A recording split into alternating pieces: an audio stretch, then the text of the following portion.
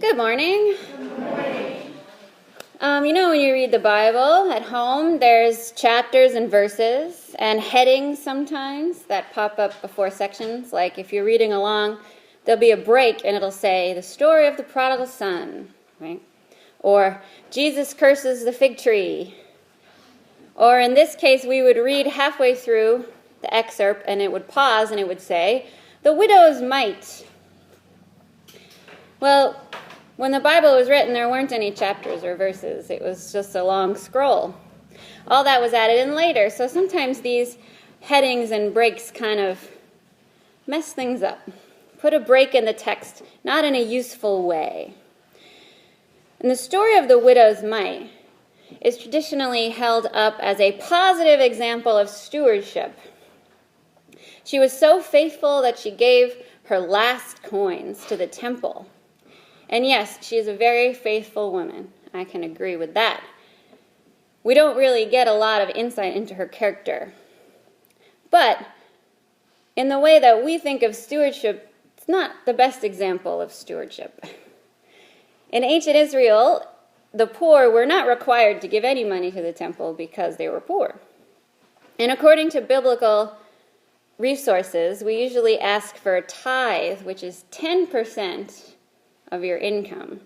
That's the biblical standard, and that's what they also had as the standard back then. So when the widow really puts us all to shame, because she gives 100% of her income.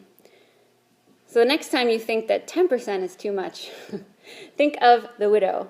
Or like Bishop Provenzano always says, if you can't survive on 90%, you really have no chance of making it on 100. But this isn't a stewardship sermon, so don't start getting fidgety yet. Let's ignore the headings and think, and the chapters and the verses, and look at the greater story. This story comes in the middle of Jesus' criticizing of the scribes for wearing their long robes and sitting at the head of the best seat in the synagogue.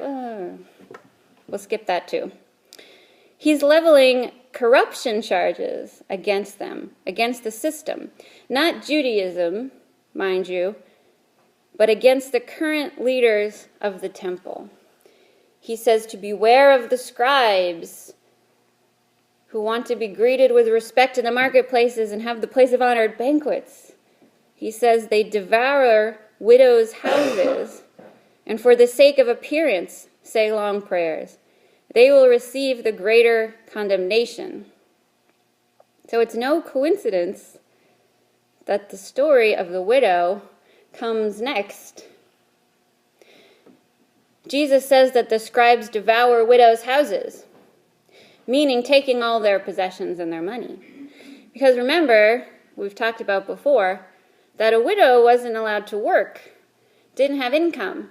They had to rely on their children. And if they didn't have children, they had to rely on the kindness of strangers and family to live. So Jesus claims here that the scribes are being predatory against widows, against the poorest of the poor, taking advantage of the vulnerable people. And he points out an example of a woman who's being taken advantage of, a woman who's probably largely ignored by the scribes in their fancy robes. But Jesus points her out.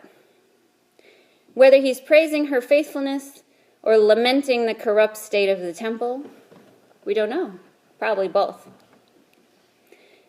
But the point is that he sees her when other people ignore. He notices her. The scribes and probably the disciples didn't even see the woman at all. Didn't give her a second glance. But according to James, pure religion is caring for the orphan and the widow.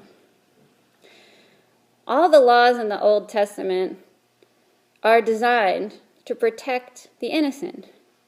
And the scribes, they knew this, but they still let this poor widow give all of her money to them. So they're not really caring for her in that sense. Jesus is speaking out against corruption of the temple, about how they've forgotten the true meaning of worshiping God, which is to love your neighbor and help each other.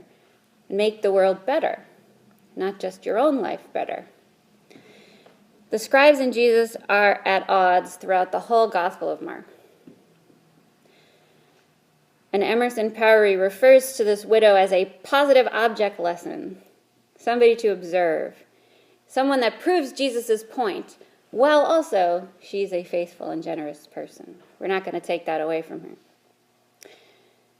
Now, the scribes in all their wealth and power simply stopped noticing the widow, or in more general terms, the needy people that surround them. And Jesus says, they liked wearing fancy robes and getting respect. They lost sight of the real world around them, the real needs that surround them. But Jesus sees, and God sees. And this is maybe the greater lesson. God sees the woman, cares for her, while others ignore. And then Jesus points this out to us. God sees our struggles and our problems and our joys and cares for us when others don't. Maybe even more importantly today, Jesus reminds us not to ignore others in need. Because God cares about us, God cares about rich people and scribes, God cares about poor people, God cares about everyone. We have to see God in that other person that's different from us. In people that we think we have nothing in common with, people that might have different political opinions or even different religions than us. God cares about them all, and so should we. So here ends another chapter of Mother Lauren Ruins Your Favorite Bible Story. But not really.